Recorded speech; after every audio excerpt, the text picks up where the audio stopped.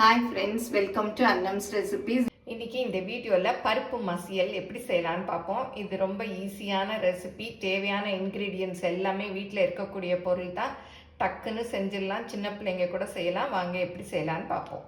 எங்கள் ப்ராடக்ட்ஸ் எல்லாம் யூடியூப்பில் கமெண்ட்ஸ்க்கு கீழே வந்துட்டுருக்கு. அதில் போய் கிளிக் பண்ணிங்கன்னா அதோட ரேட்டு டீட்டெயில்ஸ் எல்லாமே இருக்கும். அதை கிளிக் பண்ணி நீங்கள் வேணுங்கிற பொருளை ஆர்டர் பண்ணி வாங்கிக்கலாம்.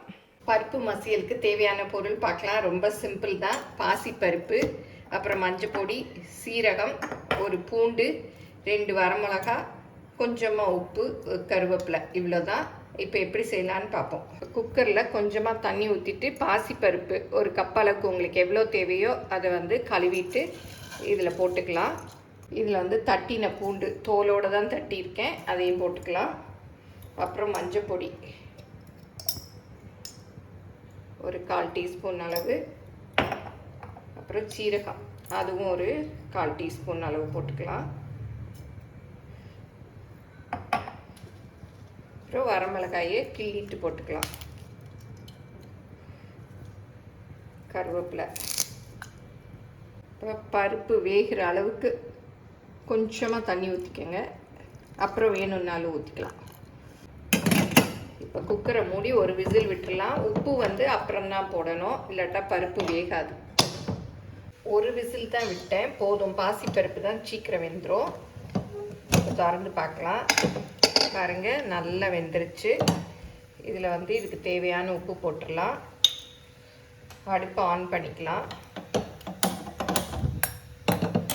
இது அப்படியே மசிச்சு விடலாம். பாருங்கள், ரொம்ப திக்காக இருக்குது. கொஞ்சம் தண்ணி ஊற்றிக்கலாம்.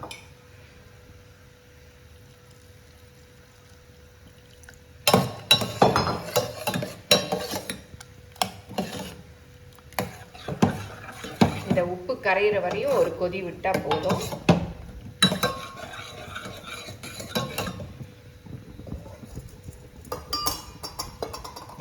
நல்லா குழஞ்சி வெந்துருச்சு.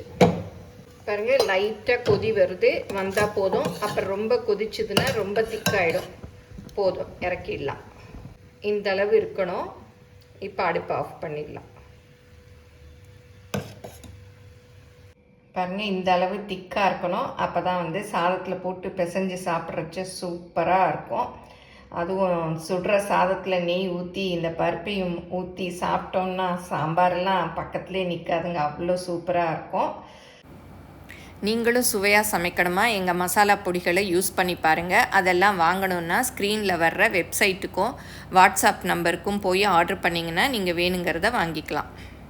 பார்த்துருப்பீங்க, எல்லாமே வீட்டில் இருக்கக்கூடிய பொருள் தான். பாசிப்பருப்பு, கருவேப்பிலை எல்லாமே உடம்புக்கும் ரொம்ப நல்லது. இதை குழந்தைகளுக்கு 1 வயசு குழந்தைகளுக்கெலாம் சாதத்தில் பருப்பு ஊற்றி நெய் ஊற்றி இதை போட்டு பிசைஞ்சு கொடுத்தீங்கன்னா சூப்பராக இருக்கும். இந்த பருப்பை சின்ன குழந்தைங்களுக்கு மாத்திரம் இல்லை, பெரிய ஆளுங்களுக்குமே ரொம்ப நல்லது. பாசிப்பருப்புங்கிறதுனால உடம்புக்கும் எதுவும் செய்யாது. இதை சாதத்துக்கு மாத்திரம் இல்லை, சப்பாத்திக்கும் தொட்டு சாப்பிட்லாம், பூரிக்கும் தொட்டு சாப்பிட்லாம். ரொம்ப நல்லாயிருக்கும். எல்லோரும் செஞ்சு பாருங்கள். எப்படி வந்ததுன்னு உங்கள் கமெண்ட்ஸை மறக்காமல் சொல்லுங்கள். பிடிச்சிருந்தா லைக் பண்ணுங்கள், உங்கள் ஃப்ரெண்ட்ஸுக்கும் ஷேர் பண்ணுங்கள். ஃபேஸ்புக், இன்ஸ்டாகிராமில் அன்னம்ஸ் ரெசிபீஸை ஃபாலோ பண்ணுங்கள். தேங்க்யூ.